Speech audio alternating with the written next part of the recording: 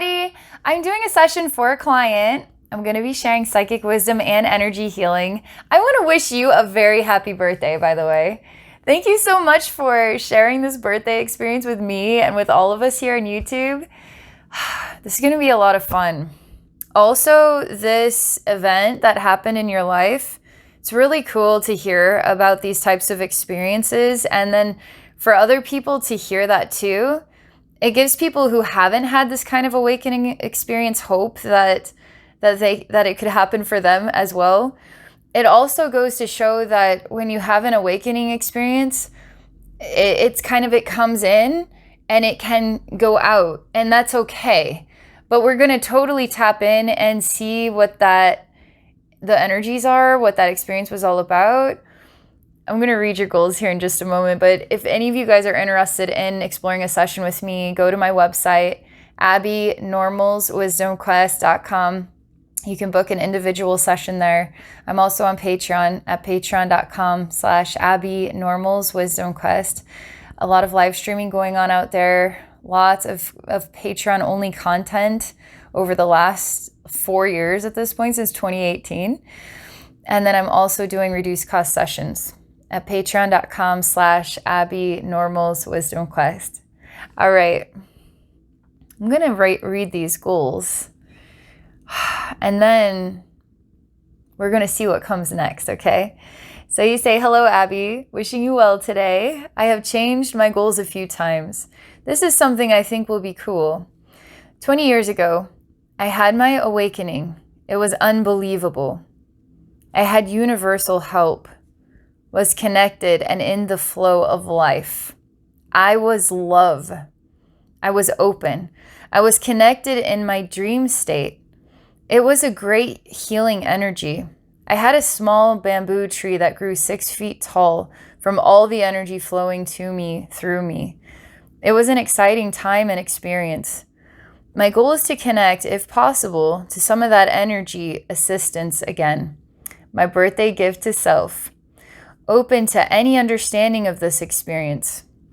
I know it was a universal energy above my crown. Not sure how long that was. It was not short. 6 months. I was love. I could not even sign my name on a birthday card. Only love. I was. It was nice. What a gift. However, also a sadness. Hard to know that is possible and be so far from that experience and energy. I would love to just reconnect and ask for help from that beautiful energy, or more understanding about it. Open to anything else that wants to come through. Thanks so much. Birthday is the 11th, and it's my gift to self. That is awesome. Thank you for letting me be a part of your birthday, and thank you for sharing it with all of us here on YouTube. Happy birthday. Okay. Let's see what we can find out here.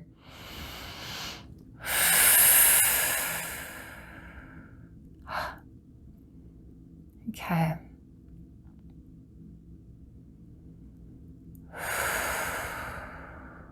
This awakening experience, this love, this energy. This was 20 years ago for this client. I would like to know more about this experience and get to tap into this energy, receive more from it, or whatever the divine time wants to provide in this. So I'm just sort of showing the universe to guide us here. What is the most meaningful wisdom and healing I can share regarding all that we've learned, all that we understand? So that immediately I hear, you are yourself. You are yourself. And then I hear, what in life guided you away from yourself?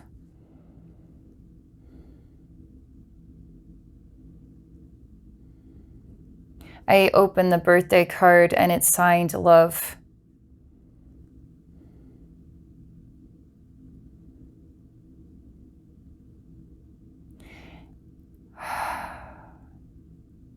And I'm suddenly introduced to being just a human being and I receive a birthday card and it's signed love.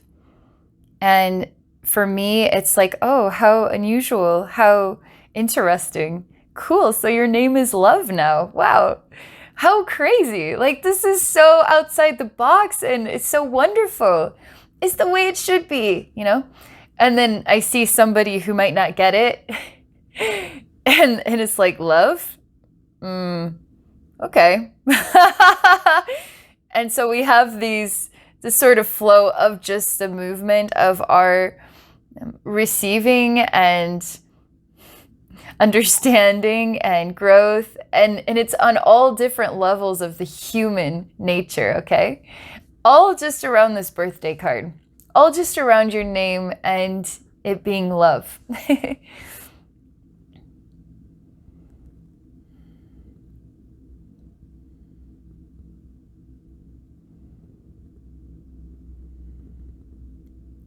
All right, they say it's okay because I'm feeling friction, almost like it was really easy for me to receive that message to share with you, and I understood what it was saying.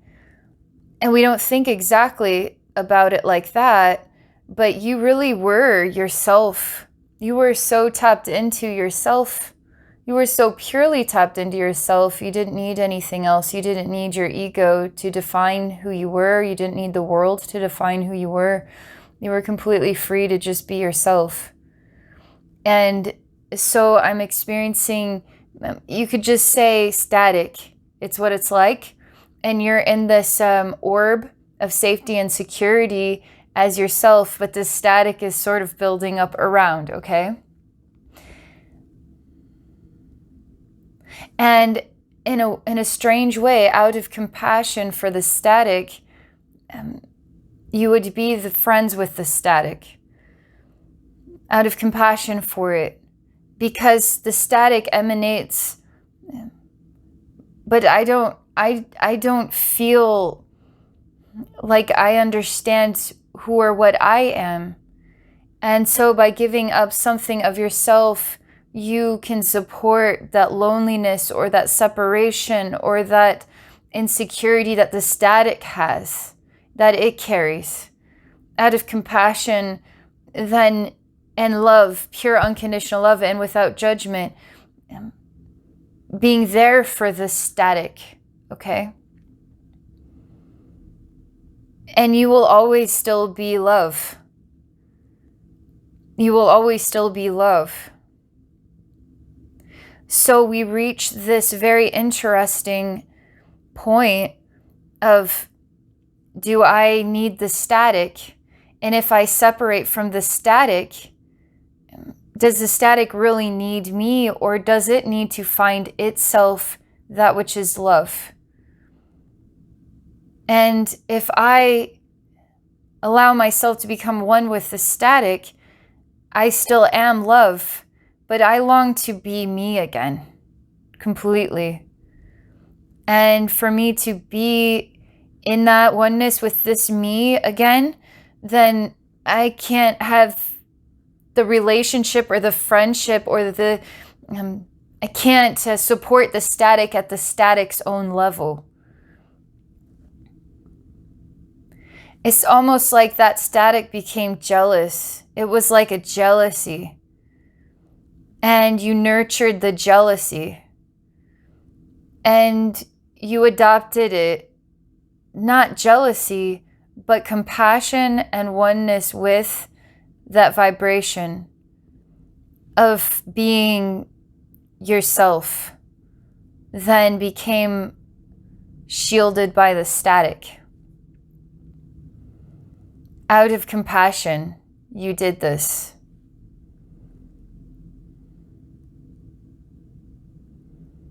And familiarity, because in a way the static's an old friend and the love is forever. The love is what you've always known and what you are. And the static is a very short period of time.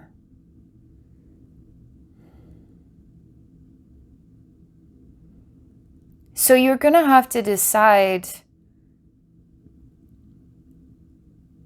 what are you, or what are you emanating, or what are you to be, or it's a choice per se. And it can just simply happen without feeling like you made the conscious choice. But movement inspired this pure clarity and harmony and strength even. But did it feel like it took hard work or effort? Or was it just that being? And it was undeniable. You couldn't not be that. Only to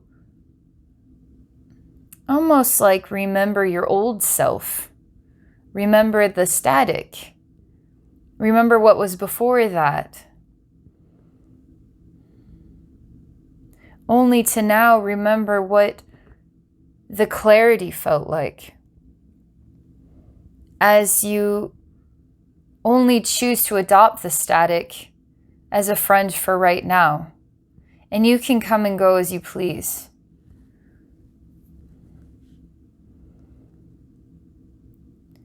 Okay, they are guiding us to a point. And it's a point to be made or spoken. Because what's interesting is you have so many life experiences. It's so many different modes of understanding and interpreting yourself in this life, what it means to be human, what it means to surpass certain levels of human experiences. Now you are love, right? Now you're reflecting on the past, and that part of who you are was so freeing.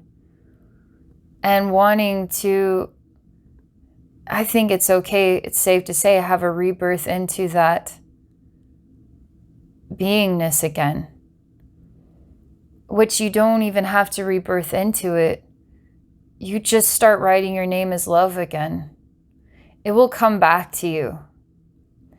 Especially when you stand your sort of, it's kind of like standing your ground, but I don't want it to be a fight or an effort, okay? As the energy is not a fight or an effort. It's just being bold and no longer wanting to continue the relationship with the static.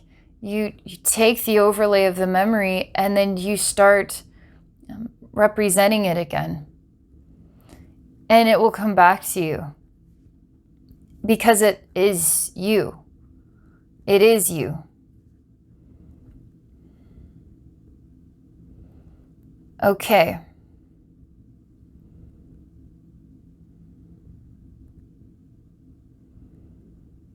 Everything is paused right now.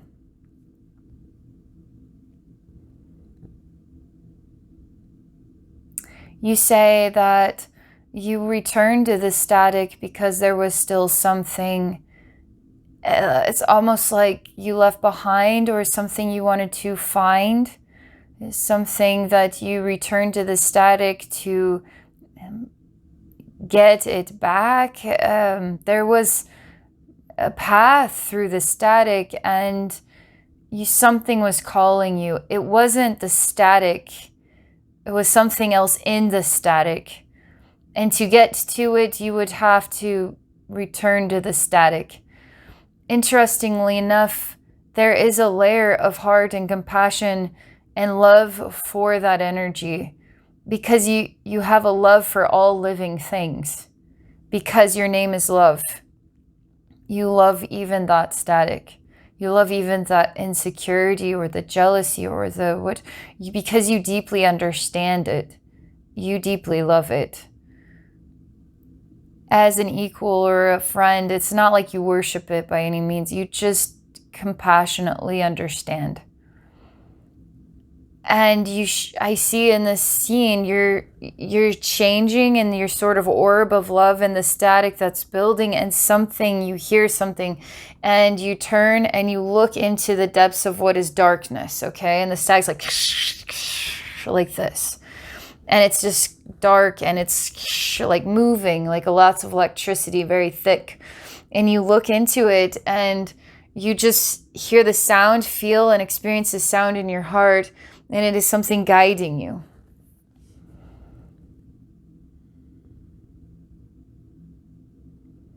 But even for me, as I analyze this statement,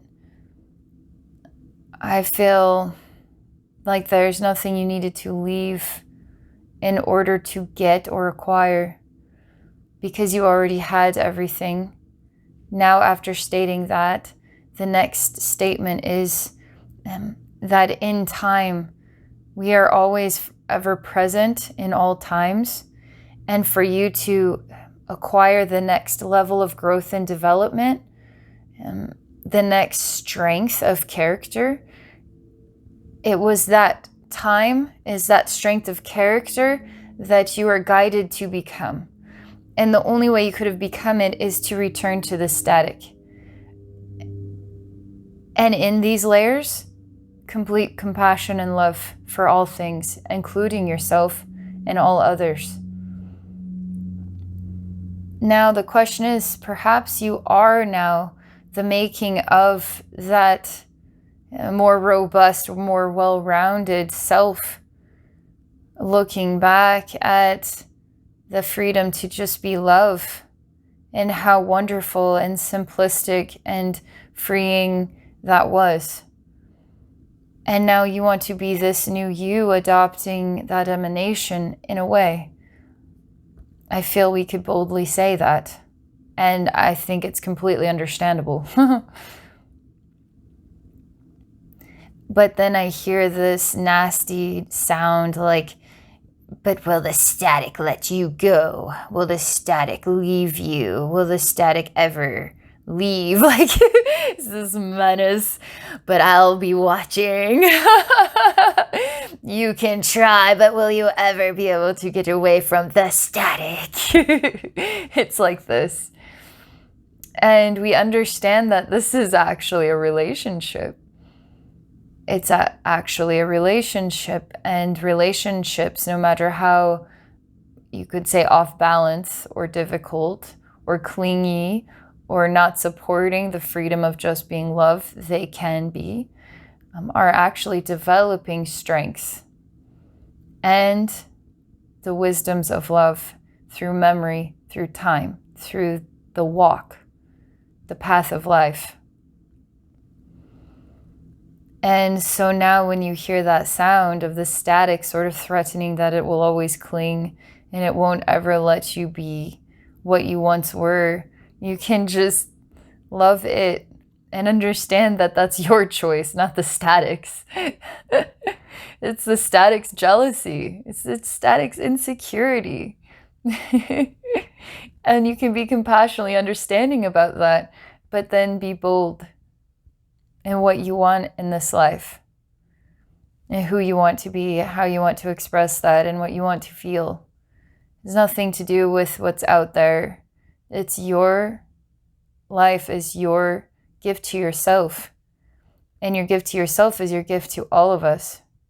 And we all reap the reward.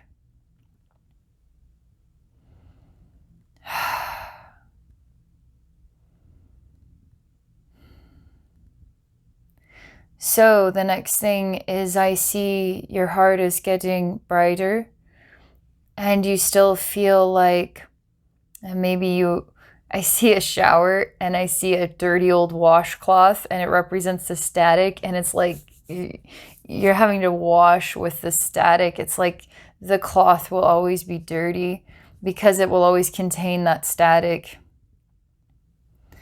But something in your perception of what builds that bond, and what builds the bond with the static versus builds the bond with the harmony, you're developing a new perception, a new sight about it.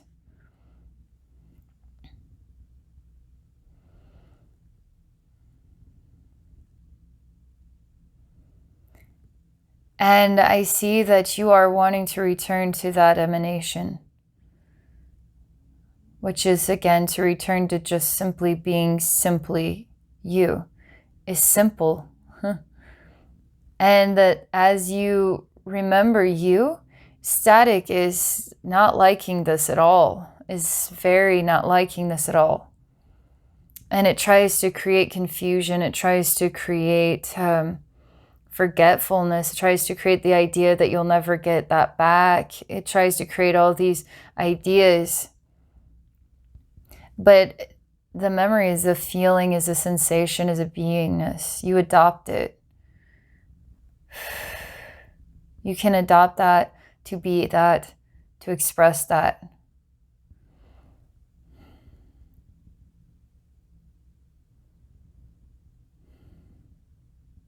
And I see that it tries to turn the volume up of itself and it gets overwhelmingly loud.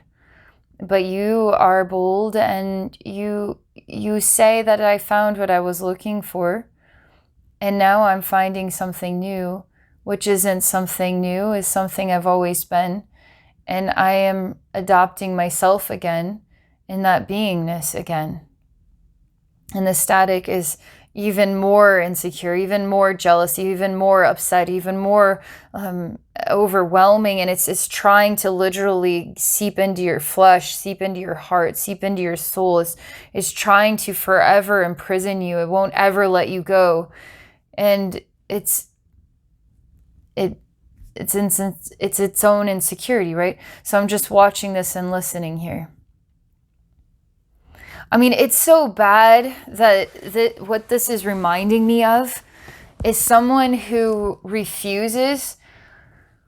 I mean, it's like that narcissistic personality type. You have to have me in your life. How could you not want me? You need to do everything for me to make me happy. And if you're not doing those things, and then obviously there's something wrong with you, obviously.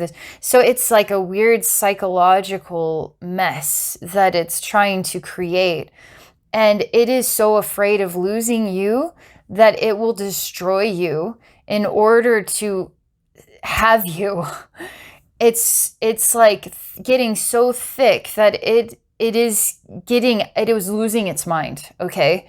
And the static I had expected to shift by now because you're being bold in your own light and you don't need the static, and that's enough in the energy world. But what's odd about the static is it's getting desperate.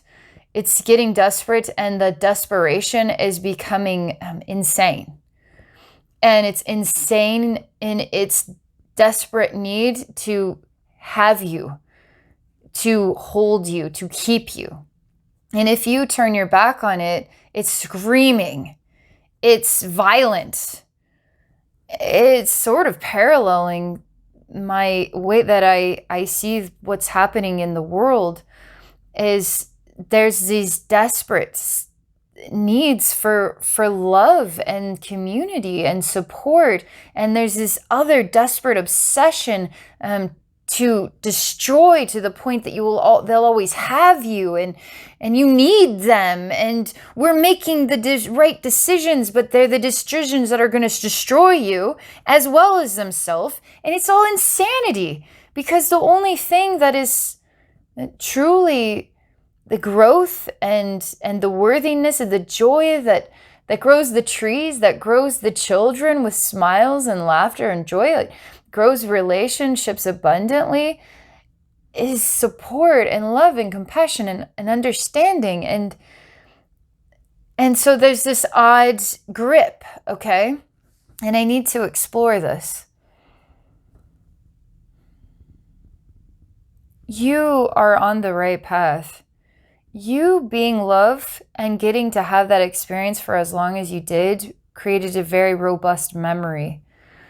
You guiding yourself into that static was a safe and benevolent experience.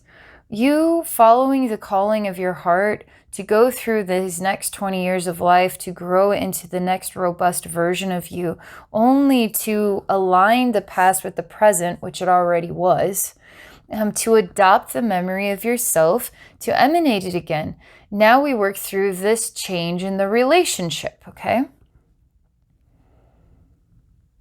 I tell my guides, I'm surprised this isn't easier. I mean, but maybe I shouldn't be. The reason why is because in the energy world, you make a decision, it's done. And it doesn't matter what the other side says. It doesn't matter how much it screams. It doesn't matter what, because your decision is your power. But when your decision is, I don't know what I'm deciding, or I'm deciding for everybody and not for myself, that's when energies get weird like this, where you're not able to just be what you want to be, who you want to be. So what if this clingy static is because you aren't bold in your statement that I am love unwaveringly so? And it knows that it can still have you somehow by making life more difficult. It will keep breaking you down, and you will feel like you are forever away from ever being that love ever again, you know?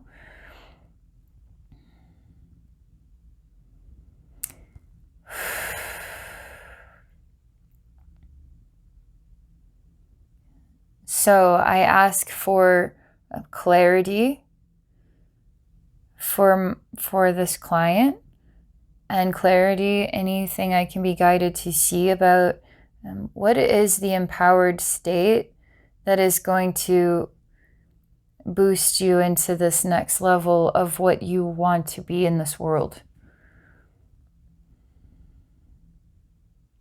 They want me to become the static first. So I'm going to be it.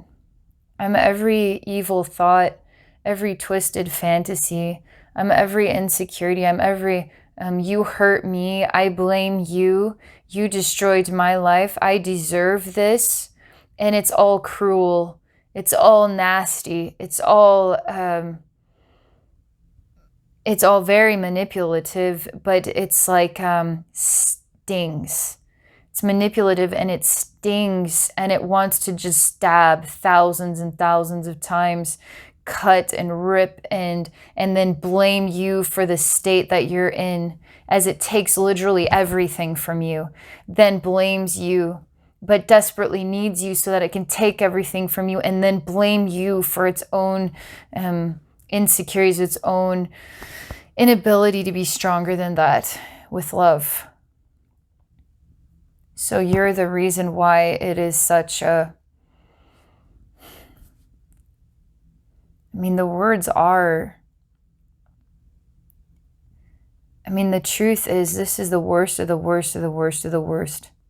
But it would sit there with one hand on the Bible, and it would tell you that it will tell nothing but the truth, the whole truth, etc. It would swear on its mother's grave to the saintliness and the holiness of its divine truth. But the truth of what it's really doing is terrible, terrible things. And this is the energy that you want to be compassionate to, that you understand, that you want to help. You will have to be true to yourself completely.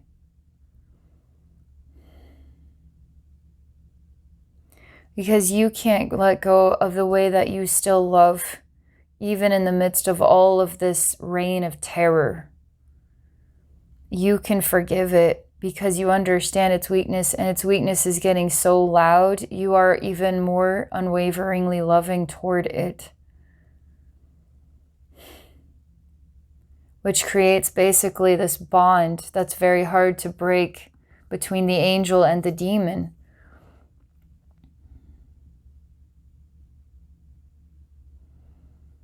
But somehow I feel in the depth of, you could say, the divine plan, that we are doing exactly as we feel guided to do, which is correct. We can't screw this thing up. We can't. Even if this is so cruel, it's screwing it up. All this love is trying to be the solution. You're the problem. Somehow it's bigger than this understanding of things. It's more profound than this understanding of things. And you as love know this. Let's see, I feel like you are meant to adopt a new gift or sense of awareness. And this isn't a fantasy thing. So let it be a real thing, and let it grow and develop in its own way, in its own time.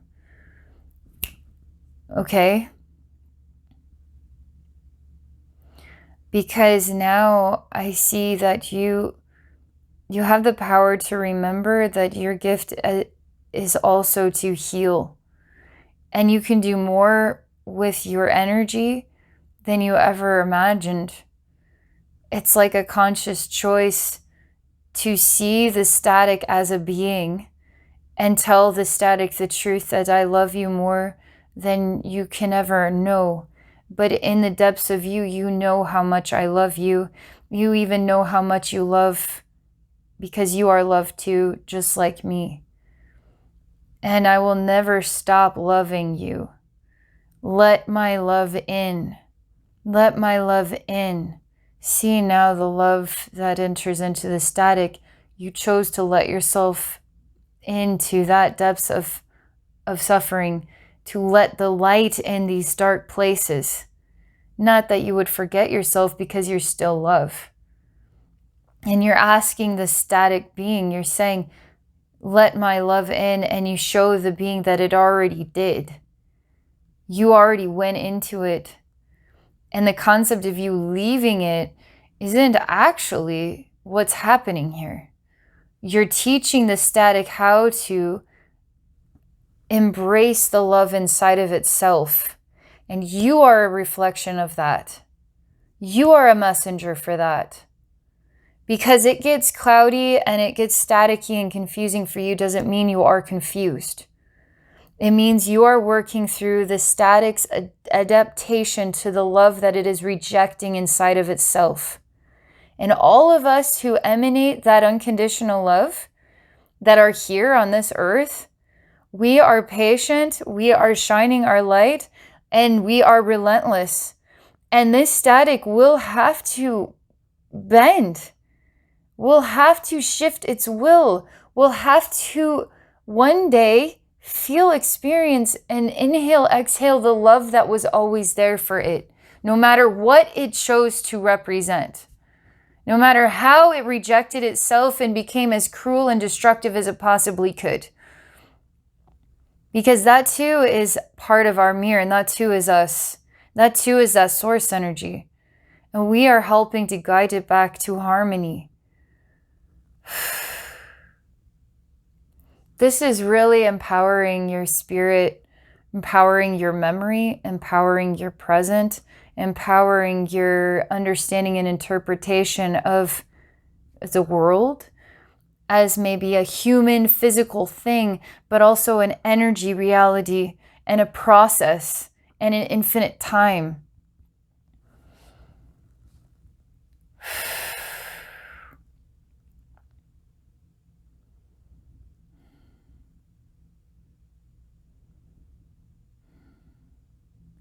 I see that it will almost like, it will go bust, static, and it will cry profusely. And you will be the love that is there, as you had always been there, as God has always been there, as Source, the angels, Mother Earth, the stars, all this has always been there. And that oneness event, that awakening event, is in circulation, is in motion. Is it possible that what you witnessed and experienced and were during those 6 months was exactly what you had accomplished with the static? You were the memory of, you could call it the future, but if the future is in the present, is in the past, then where is the future at? It's layered in with right now. And in that version of now, you had achieved that result of harmonizing with that static, harmonizing with that love, harmonizing as love. And you didn't need to be anything else. There was nothing else to do. You had achieved it. And that can be achieved, and then it can rediscover itself back to the place that it once was, is, and ever will be.